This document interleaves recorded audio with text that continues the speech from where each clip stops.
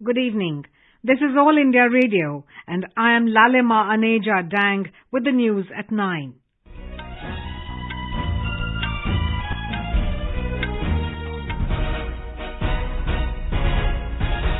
The headlines. Prime Minister Narendra Modi says sports are finally being viewed from the athlete's perspective rather than a political one. Addresses participants of Jaipur Mahakhel through video conferencing. Power Minister R K Singh calls upon G20 partners for united fight against global warming and climate change.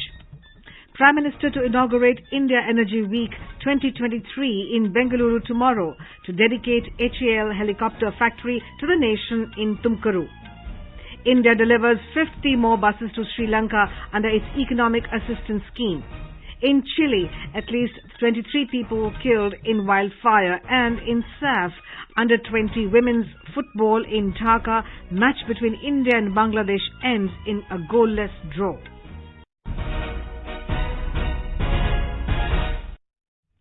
Prime Minister Narendra Modi has said that in the era of Amrit Kal, the country is forging new definitions and creating a new order. Addressing the closing ceremony of Jaipur Mahakhel through video conferencing today, the Prime Minister underlined that sports are finally being viewed from the athlete's perspective rather than a political one. The Prime Minister said that nothing is impossible for the youth and every objective becomes easier when the strength of their capabilities, self-respect, self-reliance, facilities and resources is realized. He disclosed the sports budget of the country has increased almost 3 times since 2014. इस बार देश के budget में खेल विभाग को करीब 2500 करोड़ रुपए का बजट मिला है, जबकि 2014 से पहले खेल विभाग का बजट 800-850 करोड़ रुपए के आसपास ही रह जाता था। यानी 2014 के मुकाबले देश के खेल विभाग के बजट में लगभग 3 गुना बढ़ोतरी हुई है। इस बार अकेले खेलो इंडिया अभियान के लिए ही 1000 करोड़ रुपए से ज्यादा बजट दिया गया है। The Prime Minister said that earlier the youth of the country used to have the passion for sports and also had talent, but often the lack of resources and government cooperation came in the way of every time. Now these challenges of players are being resolved. He said that the central government is increasing sports facilities at the district and local level and sports infrastructure is being built. The Prime Minister said that the government is paying special attention to ensure that no sports person is left behind due to lack of funds. The amount given in major sports awards has also been increased 3 times. Mr. Modi said that fitness is very important not only for sports but also for life. देश के लिए fit India भी एक बड़ा mission है। हमारी fitness में बहुत बड़ी भूमिका हमारे खान-पान की, हमारे पोषण की भी होती है। भारत के प्रस्ताव पर यूनाइटेड नेशंस यूएन वर्ष 2023 को इंटरनेशनल मिलेट ईयर के तौर पर मना रहा है। The Prime Minister said that the country is working for all-round development of the youth. More than 6,000 players of the Jaipur rural area participated in the Jaipur Mahakhel, which started on January the 12th. Member of Parliament from Jaipur Rural, Colonel Rajavardhan Rathore, launched these games in 2017. The Assam government is hosting Youth 20 Summit Inception meeting from tomorrow in Guwahati to tap the views and ideas of young minds. More than 1,500, including 250 foreign and Indian delegates and 400 college students from Assam are participating in the Y20 Inception meeting at Guwahati. The Y20 will provide a forum for young people to express their views and ideas on G20 priorities on contemporary issues for a better tomorrow. Union Minister for Power and New and Renewable Energy R K Singh has called upon the G20 member countries to join together in countering the challenges posed by global warming and climate change. Delivering the keynote address at the first Energy Transition Working Group ETWG meeting in Bengaluru today, the minister said that India stands committed to reduce emissions. We have already reduced our emissions near about 30%, And we aim to do that, reduce it further by another 15%. That is why I put it up to 45% by 2030. So we remain the one major economy. We are growing at 7% despite all the disruptions around the world. The minister said the country also aims to achieve close to 50% cumulative electric power installed capacity from non-fossil fuel-based energy resources by 2030. We are adhering to a low carbon growth because we are fully committed to a low carbon growth. We believe in the environment. As I said, 177 gigawatts of renewable energy capacity which we have installed. I have another 75,000 megawatts under installation. That makes it about 250,000 megawatts. We aim to have a renewable energy capacity or non-fossil fuel capacity of 500 gigawatts by 2030. Noting that India has been ranked amongst the top 5 performing countries in Climate Change Performance Index, Mr. R K Singh informed that the country's per capita greenhouse gas emissions are far below the world average of 6.3 tons of carbon equivalent in 2020.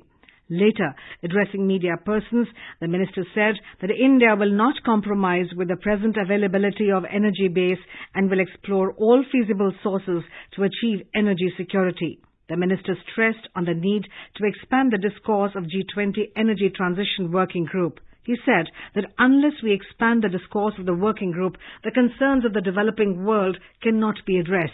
Noting that 600 to 700 million people in the developing countries are still deprived of energy security, the minister said unless these people are given access to clean energy at affordable cost, they will not shift to green energy. He pointed out at the need to create storage space for renewable energy.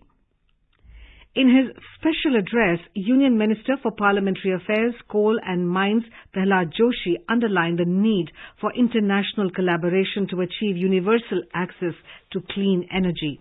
He recalled Prime Minister Narendra Modi's announcement at the COP26 in Glasgow on Mission Life, Lifestyle for Environment, as a mass movement for mindful and deliberate utilization instead of mindless and destructive consumption to protect and preserve the environment. Briefing media persons in Bengaluru today, at the end of the first day of the meeting, the Union Power Secretary Alok Kumar said that the members today discussed 5 technological areas, including high-efficient fuel cells, electrolysis, small modular reactors, carbon capture and storage. Presentations were made on low-cost financing for technology transition and fuels of future like biofuel and green hydrogen. The Secretary said that India has already achieved the target of blending 10% ethanol in fuel. During the deliberations, India floated an alliance with Brazil and USA on biofuel. This is All India Radio giving you the news. For quick news updates around the clock, follow us on our Twitter handle at AIR News Alerts.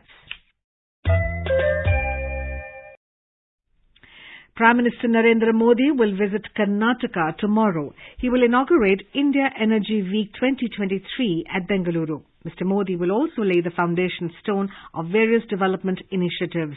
The 3-day-long India Energy Week will be held till the 8th of this month. It is aimed to showcase India's rising prowess as an energy transition powerhouse. The event will bring together leaders from the traditional and non-traditional energy industry, governments and academia to discuss the challenges and opportunities that a responsible energy transition presents. It will see the presence of more than 30 ministers from across the world, over 30,000 delegates, 1,000 exhibitors and 500 speakers will gather to discuss the challenges and opportunities of India's energy future. Prime Minister Narendra Modi will dedicate to the nation a helicopter manufacturing plant of Hindustan Aeronautics Limited, HAL, in Tumakaru tomorrow. The Greenfield helicopter factory, spread across 615 acres, will manufacture the light utility helicopters. It has heli runway, flight hangar, final assembly hangar, structure assembly hangar, air traffic control and support services. Symbolic of Atmanirbhar Bharat, this plant is to become India's largest helicopter manufacturing facility, offering a one-stop solution for helicopter repair and maintenance in the days to come. Mr. Modi had laid the foundation stone for this plant in 2016. With 10 days left for the 60-seat Tripura Legislative Assembly polls, star campaigners of various political parties are expected to arrive in the state from tomorrow onwards.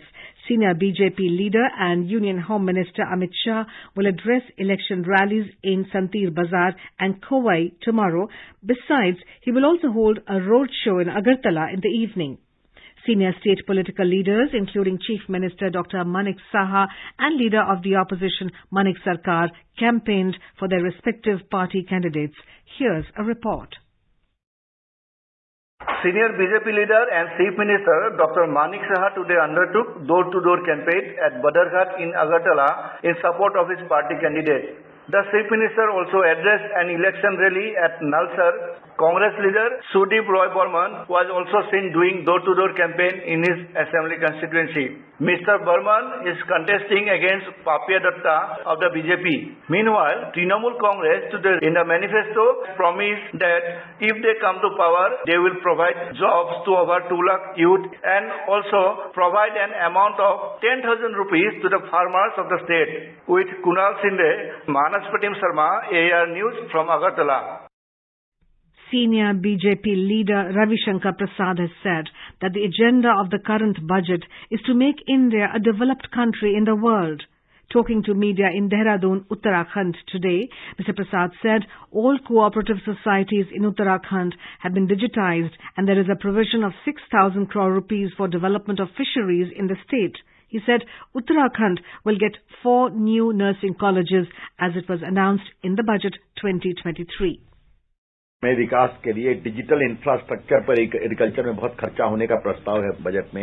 Accelerator योजना है उसके लिए। तो मेरी अपेक्षा होगी कि उत्तराखंड के जो प्रतिभा संपन्न नौजवान हैं वो यहाँ इस क्षेत्र में एग्रीकल्चर में स्टार्टअप के रूप में और सक्रिय हों और इसका लाभ लें। फिर देश के 63,000 कोऑपरेटिव को डिजिटाइज करके बहुत बड़ी योजना है कि टेक्नोलॉजी, कॉमन सर्विस सेंटर और ये सब साथ काम करें डिजिटल इंफ्रास्ट्रक्चर वेयर हाउसिंग के लिए। India delivered 50 more buses to Sri Lanka at the Presidential Secretariat premises today as the island nation celebrated its 75th Independence Day yesterday. High Commissioner of India, Gopal Bagle, handed over the buses to Sri Lanka's President Ranil Wickremesinghe. Commercial vehicle maker Ashok Leyland had backed the contract for supplying 500 buses to Sri Lanka Transport Board, of which 75 buses have already been delivered earlier this year. The order is a part of a line of credit extended by the Export-Import Bank of India under the Economic Assistance Scheme of the Indian government. Sri Lanka's Foreign Minister Ali Sabri held bilateral meetings with Minister of State for External Affairs V. Muralidharan, who was invited to participate in the celebration of the 75th anniversary of independence of Sri Lanka. Mr. Muralidharan reaffirmed India's continuous support for the economic revival of Sri Lanka. In Chile, at least 23 people were killed in devastating forest fires which occurred following a blistering heat wave in the central part of the country. A senior official said Chile has extended the state of emergency. The orders allow for the deployment of soldiers and additional resources to deal with the natural disaster. According to an official briefing on Saturday, at least 979 people have been affected following the calamity. In SAFF Under 20 Women's Football Championship, the match between India and Bangladesh ended in a draw in Dhaka. Both teams played well but could not score a single goal. Now, India will face Nepal on the 7th of February. And now, before we end the bulletin, the headlines once again. Prime Minister Narendra Modi says sports are finally being viewed from the athlete's perspective rather than a political one. Addresses participants of Jaipur Mahakhel through video conferencing. Power Minister R K Singh calls upon G20 partners for united fight against global warming and climate change. Prime Minister to inaugurate India Energy Week 2023 in Bengaluru tomorrow to dedicate HAL helicopter factory to the nation in Tumakaru. India delivers 50 more buses to Sri Lanka under its Economic Assistance Scheme. In Chile, at least 23 people killed in wildfire, and in SAFF Under 20 Women's Football in Dhaka, match between India and Bangladesh ends in a goalless draw. And that's all we have for you in the news at 9. Good night.